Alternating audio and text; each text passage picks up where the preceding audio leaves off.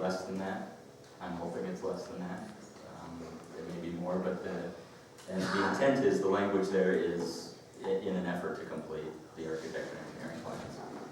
So should we, I can understand what you're saying, should we tweak that? It's your motion if you'd like to. Okay.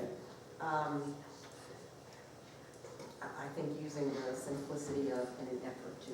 Okay. You can second that as well? I'll second that. Okay, amended motion from Councilman Harper, second from Councilman Carson. Any further discussion? What happens if we don't, if we get the money back? If we get the $20,000 grant? I mean, how long are we going to try to get the $500,000? We gotta put this money into a pot, let it sit there for 2 years, 3 years?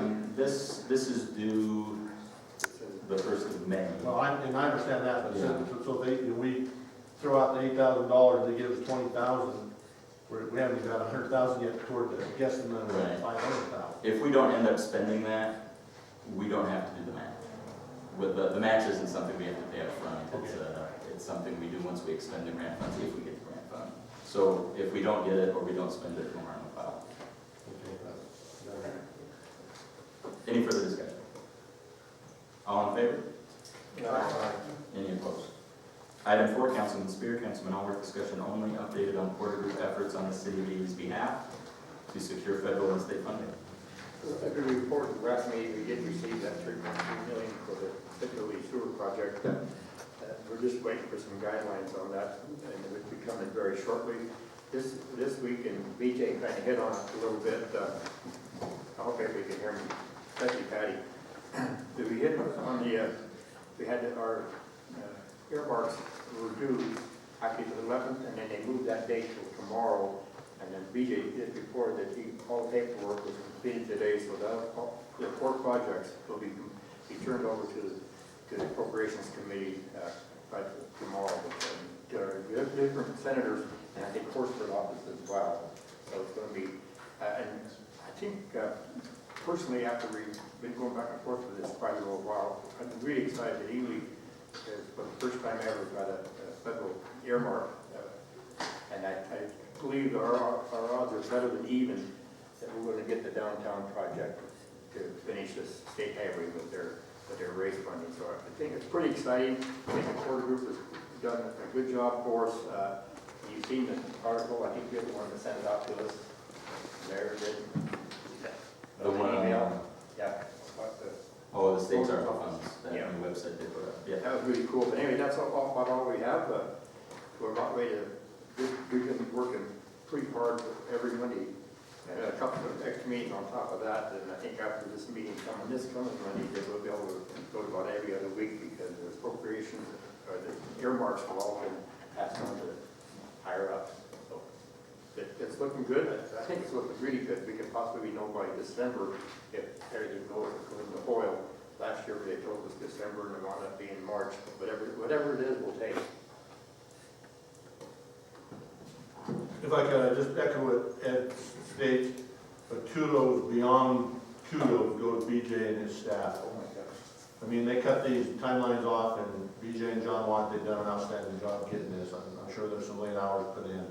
So BJ, relay that to your staff, we appreciate all that hard work. Thank you. Okay. Is there anything else? No. Item 5, Councilman Spear, discussion for possible action, approval of first addendum to the independent contractor agreement between the City of Ely and Porter Group LLC with a new term commencing March 15th, 2022 and ending March 14th, 2024. I asked this to be on there because when we got the addendum, we were originally thought it was for 1 year because they were going for it, and whatever we decided tonight, whether we want to add it to 2 years or go just to 2023, that's up to this board tonight. But the addendum that they sent us has March 15th, 2022, and I think that we'll have to change that a little bit, and ending on March 14th, 2024. And I think the amount of work that we put into it, I have no problem maintaining this agreement because what happens is we'll get the earmarks. Thank you. We'll get know about the 2023 earmarks maybe in December or like this March. Well, March would be the deadline, the end of this, they have to go with the one-year agreement that we decided at the last meeting. So I think it'd be behoove us to do a 2-year agreement, so we're not right in the middle of an earmark package again, going in to Congress and having to renew the contract in the middle of it. I think that just makes sense for us to hold on for at least 2 years on the agreement. But it's up to the board. The agreement that they send us, the addendum to our first agreement, just extends that for 2 years, and I'm in favor of making that happen. Thank you, Ed. Right after that paragraph, under the terms, the first sentence says it all for me. Either party may terminate the agreement with or without clause by sending 30 days notice. So I like your idea of 2 years. Something happened in a year and a half, it's not working, give them a notice. So I think it's good. We don't want to interrupt the flow of things. Are there any other questions?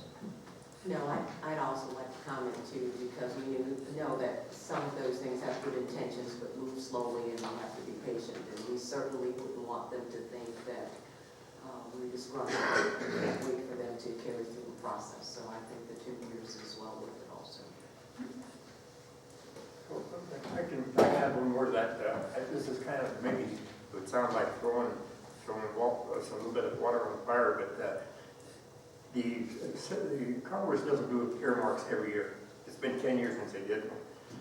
It looks pretty hopeful that we know that 2023 is going to have earmarks, and more than likely 2024. They may not ever have them again for another 10 years. We don't know, but I think we just making sure that we're sitting there in DC, because these earmarks, or opportunity for these earmarks, we want to be there. And on top of that, they do look at grants, they look at other possibilities for us. So it just makes good sense while Congress is in the middle of these earmarks. It's, like I say, it's been 10 years since they did any. Now we have one. We're the first time we ever had one. And I suspect we're going to see at least 1 or 2 of ours on this go-around. So it just makes sense to keep that flow to me. I'll entertain a motion. So moved. Motion from Councilman Allworth, do I have a second? Second from Councilman Fungus, is there any further discussion? All in favor? Aye. Any opposed? Carried and so ordered. I believe we're on item 7 now. Councilman Allworth, discussion for possible action, direction to Public Works Department to remove dirt, sand, road chips, elm trees, and foreign debris from APN 001-121-01 on Belford Avenue, owned by the city of Ely. Okay, Mr. Mayor, I drove by there. They've already started that process. It looks better already. The piles of the material is removed. There's some, and they must have spread the chips, but there's still, after we get done with the next item, if it goes through, there'll be some stakes out there so they know their boundaries on what belongs to the city. Some of those elm trees, but in my opinion, they gotta go. They're not trimmed up. If they need to trim them, that's fine, but this is just to give Mike a little more stroke to get his crew down there to get it going right away. And falling, maybe that should have came after item 8, but so far they've already started on it. What have we been using that lot for over there since it's been a park? There used to be a swing set in there, some big, like haul truck tires painted. Right. They pulled them out, and then it's just been a deposit area now for, sweepings and some road gravel when they've done that job on Belfort. Okay. Instead of hauling it all the way out someplace else, that's what it was. I'll entertain a motion on this item.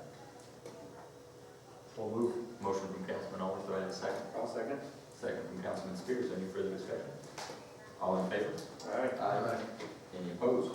Carried and so ordered. Item 8, Councilman Allworth, discussion for possible action, consideration to establish APN 001-121-01 on Belfort Avenue, owned by the city of Ely, as an area for tiny homes and/or RV or park model RVs, with possible approval to direct city engineer to survey stake APN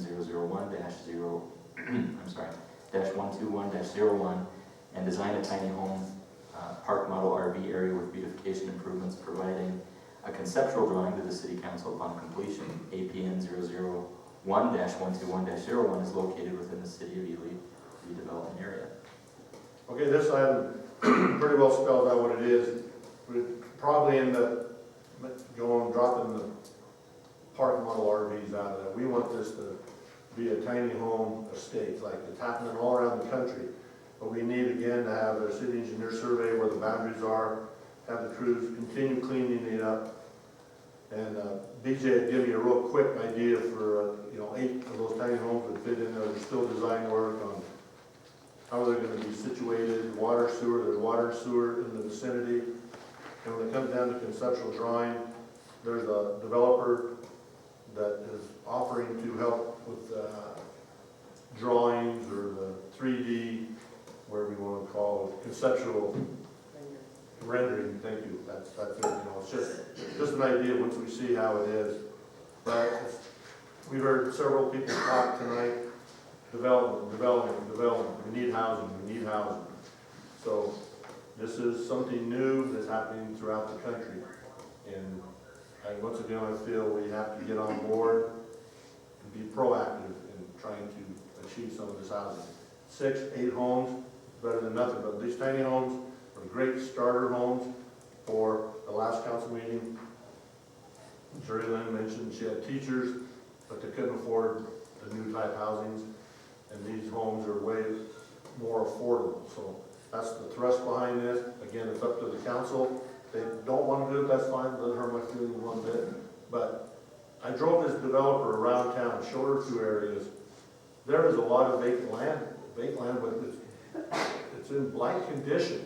I said, there's all these empty lots, but as Clerk Lee points out, we send letters out. We get some compliance and we don't. Again, it goes back to a lot of family members don't want to sell a home on a vacant lot because it's grandma and grandpa's house. So, and there's developers, she told us, she says, that's a prime spot for tiny homes. And those lots have the water and sewer boom right there. That people can sell them. The important thing about this is going to be handled through the redevelopment area. That's a whole agency that has a lot of stroke. Some stroke we don't even want to talk about what we can do with that redevelopment area. So again, it's real important. There's some real highlights in there with the city's authority with the redevelopment agency to do. So I encourage all the council to read the redevelopment thing. The mayor had that sent out about 2 meetings ago. If you have any questions, I'd be happy to answer them if I mark some pages in there. So that's it. Doesn't that add the warm tax and go back into that area, if we develop an area? Yeah. And then so the city gets that, so no way we can get any of that. That's right, yeah, That's a redevelopment area, so this makes perfectly good sense. I know I looked at a little piece up here, that my little tiny map I looked at to begin with, I thought we were safe. But when you got the big maps, we're outside of it. So this is inside that redevelopment area, which is really important to the taxpayers. Yeah, and I think we got just a little over 411,000 in that fund, and the assessors here now, Bert, was it about 100,000 a year, 90,000? Yeah, my projection for this next year should be just under 100,000. So that's rolling good, we're rolling on with it, so like we get an improvement in there, we can continue within that area if it decides to go that way, or move to other areas too, because some of these parcels, like when I talked to this lady developer, if Ed had a piece of land down there, for example, and he wanted to sell it to redevelopment agency through the process of getting a fair bid, actually purchase it. You can do that. Yep. So, there it is. I had to move to approve this. Can I comment on it? I have a couple questions too. So how do we go down this path? The city of Ely, are they gonna own the tiny homes and land and rent it out, or are we selling the lots, or? I think what we need to do, Councilman Carson, is get the design first. Say, this is what it looks like. The city can't own it. We can rent it out. We can sell it. We get this land cleaned up. There may be a developer that says, you want to sell that whole area? I'll buy it, I'll develop it. But again, it gets down to we can rent, somebody comes in and they want to buy, that's where the thrust we put out 2 meetings ago to bring a model home or a tiny home up here so people look at it. We'll buy it, look at it. They could be placed there. But once again, a redevelopment agency allows for renting spaces out.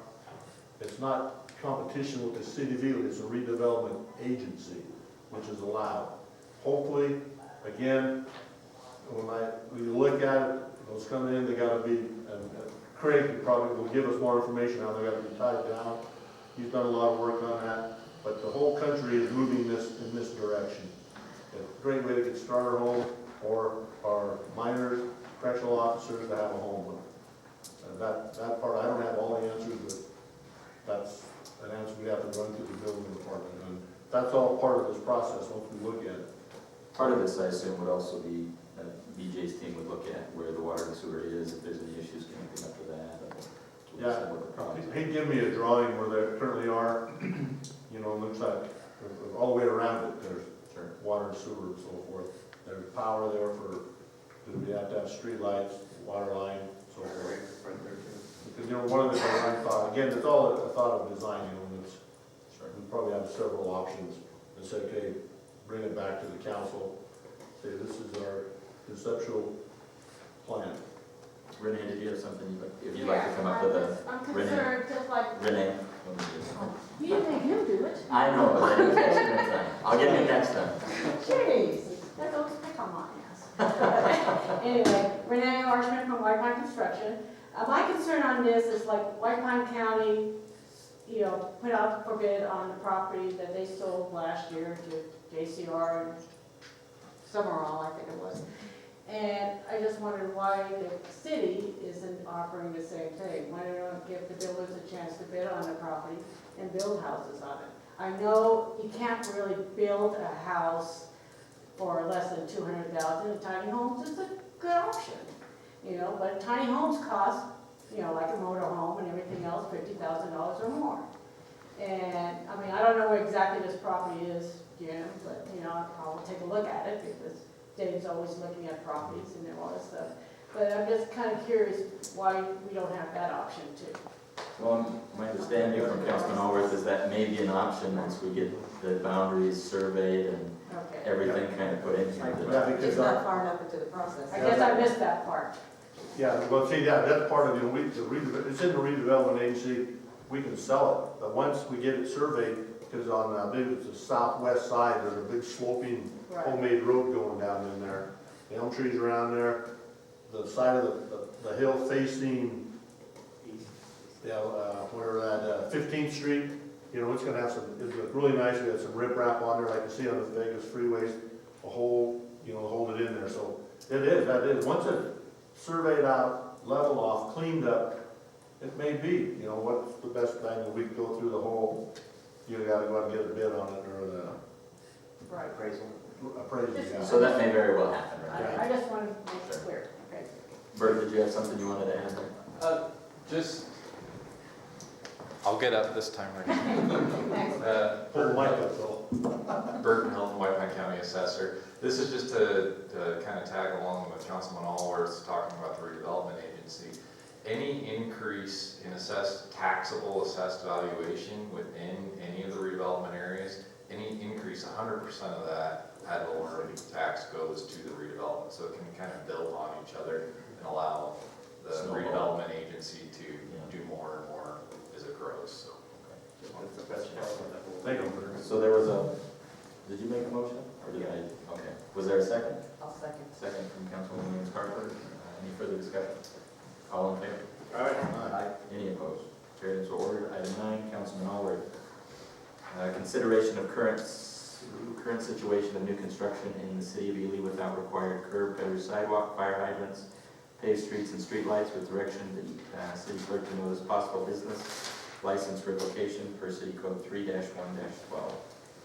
Okay, this basically is, once again, we're sitting around here, everybody's talking about development, we're gonna do this, we're gonna do it right, and I really think, because there has not been no real development in here since the Mineral Heights area, you know, and I don't wanna get behind, have the city get behind the ball of being half-finished projects. People come into our town and they got a housing section going in, they look at it, well, where's the rest of it, what's it gonna be? And I spent a lot of time over in Spanish Springs, Nevada, or Sparks, Nevada. And it's amazing, those people are throwing down seeds and houses are growing. But I noticed that before there's even a house put up, the sidewalks, the curb, the utilities are all in place, all stubbed up. And you drive by there, you go back a month later, that lot is still empty and they're sold. The streets are there in place, it's amazing. No doubt, they got contractors that live right there in town, it's, that's my whole thrust on this is, once again, I think past administration, past building inspectors did not push, let's get it done right. We're gonna do it, let's do it right. And that's, again, the building inspector would have more input on how all this is supposed to go, because I don't know how, exactly how everything's gonna fall into place. That's part of that, okay, I can understand what you just said, and that makes perfect good sense, but then with direction to city clerk to notice possible business license revocation. So who, you guys think you already have a business license in place, or I don't understand that part of that. Well, maybe Jennifer, yeah, but I believe that if they're not the contractors or the individuals you build a home, and you don't, Okay, so it's a contractor. yeah, the contractor, the homeowner has to do it too. There's a home going down on 8th and, or 9th and Avenue H, I think, big old son of a gun.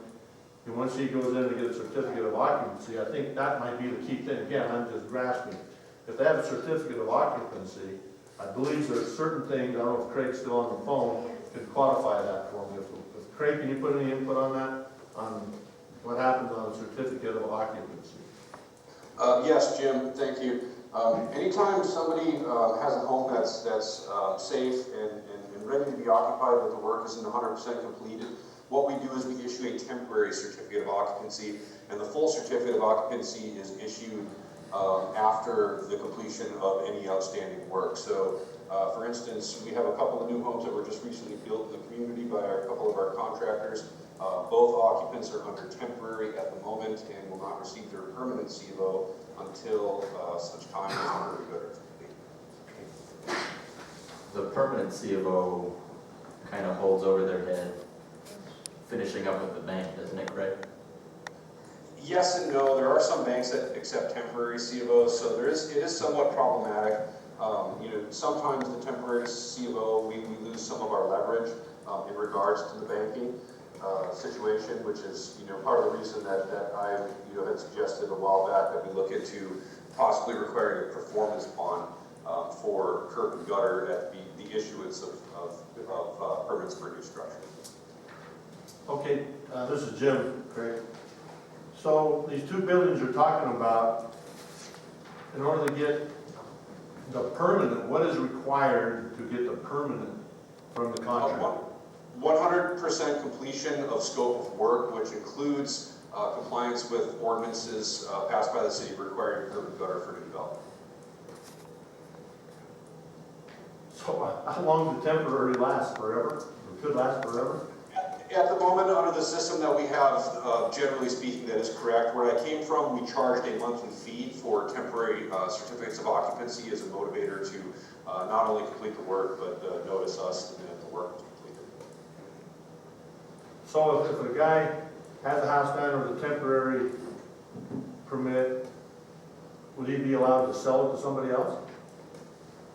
That would be a financing issue that I really wouldn't be qualified to answer on. I believe it would depend on the lender, but my guess is when they do the title search and they find there is no permanent CFO, then that sale would be prohibited. Okay, thank you.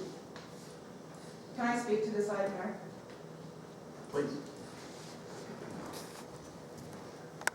I'm Charity Marks with JCR Development, and first of all, I want to commend the building inspector, building official, because he has been very adamant that he will not issue a permanent, the full certificate of occupancy until all of the items are completed.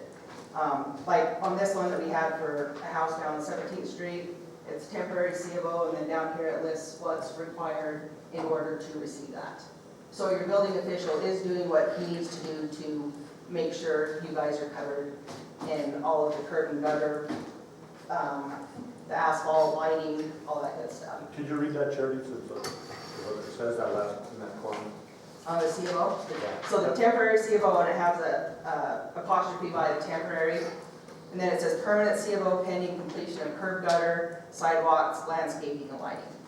And this is worded that way because that is how our contract is wording with the county for our 3 years to complete that project.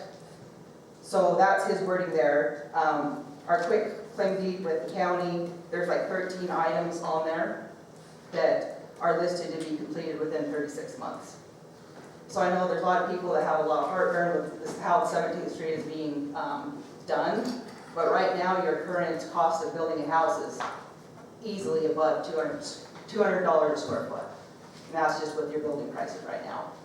We have people inquire all the time, but nobody wants to pay that kind of money.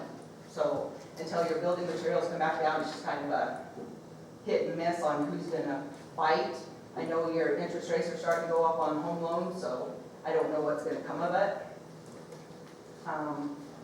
I drove down by 17th Street today, and there's 2 houses located in the same locations as the 2 that have been built down there. The closest street light's are on 16th, so that's a whole block up. There's a fire hydrant in the church. That's it.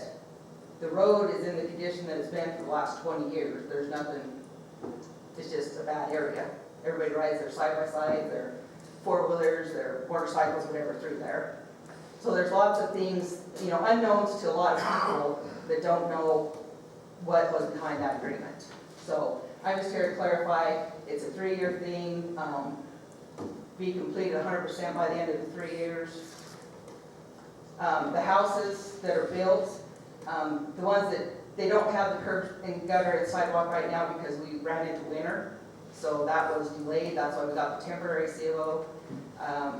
Basin Engineering will be down there next week. This was already scheduled last week. They'll be down there next week to do the survey and staking so we can get the curb and gutter in the sidewalk for those houses that are there now.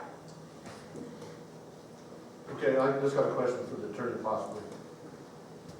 You mentioned you have the agreement with the county, but the houses, the construction's in the city. So does the city ordinances trump the agreement with the county? My understanding is that the agreement complies with our city ordinances. They also require curb and gutter. And that's why the temporary is issued and not a permanent, or not the full CLO. Okay, so then, you mentioned about the fire hydrant. I think that's, I don't know how many feet you gotta be apart for a fire hydrant, you know? But they can run easily a lot of hose to say that DCL has, but go all the way on the south end, there'd be a lot of hose run. So I'm sure that'll be required by engineering, say there's gotta be a fire hydrant placed there. There is a Basin Engineering has that in place. Basin Engineering did that. They did the water line, which is a whole new water system, so it's approved by the Bureau of Safe Drinking Water. The sewer is all tying into existing sewer, but each one's a new sewer drop. But like I said, the 2 houses in the same location of the houses we have built now are operating off of and have been there for 20 years. So what's there now is not anything different that's been there for 20 years and then what the city has accepted for 20 years. The difference is the number of houses that are being developed and the triggering of the subdivision requirements. Correct. Right. And that's within our stipulations with the county, which I'm sure coincide with what the cities are.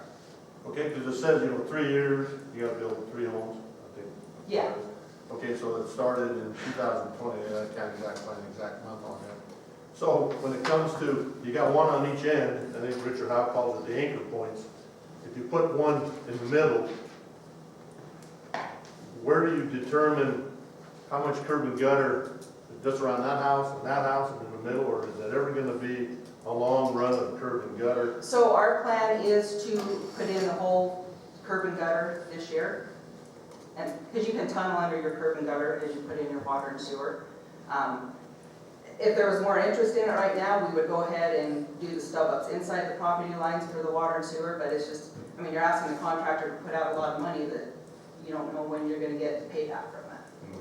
So that was the whole reason, is doing them as you went, with the paving of that street being at the end. Good information. I'd invite you to come to our meeting once a quarter and give us an update on that, keep us informed of what's going on. Because once again, lots of questions out there, what's going on there, and it's very informative to me. Because again, this, I believe the quick deed and all that stuff with the county mentioned $276,000 homes. Well, and that's money, man. No. Not with the present. It's, no. And so I just think it's good if you come give us an update on how things are going. I think that would squelch some of the concerns from the public that we have to address. So So, again, I think there's growth in the community. Just across the road from that, there's 20. There's a lot of vacant lots. Yeah, there's a lot, you know, and I think people are interested, but it's a bad time to try to build something, it's expensive. And luckily for whoever buys that property on the other side, all of your infrastructure is already gonna be in, because that's required with what we're doing on 17th Street. So whoever gets that other side is gonna have a lot cheaper option for building houses than what we have right now. Good investment for you. Yeah. Okay. Any other questions for me? Thanks, Jerry. What's the pleasure of the council on this item? I'll make the motion to table with, every quarter we'll invite the business manager, Cherry, to come give us an update on the progress. If I may, Mayor, I just want to state for the record that the intent of this item is simply to obtain council's blessing for our city clerk to exercise the authority that already exists in order to exercise the authority to notice for these revocations if that is ever needed at any point. No revocation or no notice of revocation is being put out anytime that I know of anytime soon.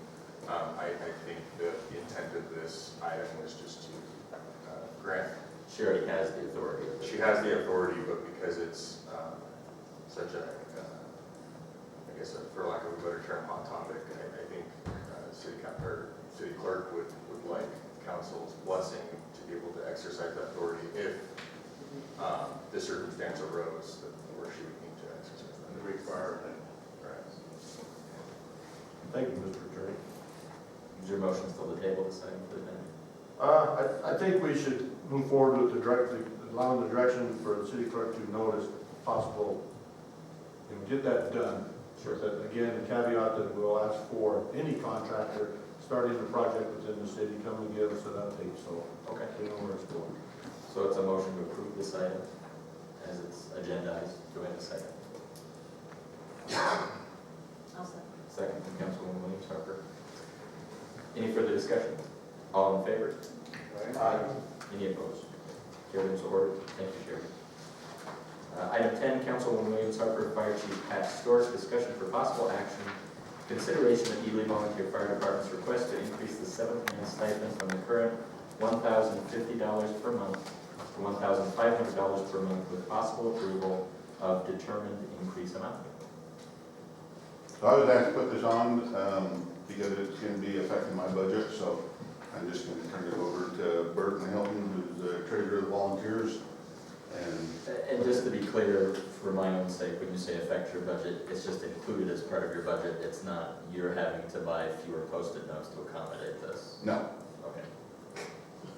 So depending what happens, depending what, so let me explain a little bit before Bert starts. So depending what you guys decide, or what the transition is, my ending budget shouldn't change at all. Because my plan is right now is I have monies budgeted for physicals this year, for the heart and lung physicals, for the volunteers.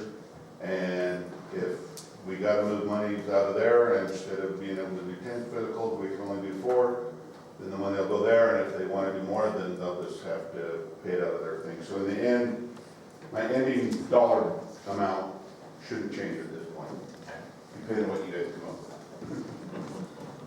Thank you. Bert? I'm going to sit down. All right. Don't wander far. Thank you, Pat. Thank you, Mr. Mayor, Council. So last September, the volunteers, we started looking at ways to increase our recruitment and retention.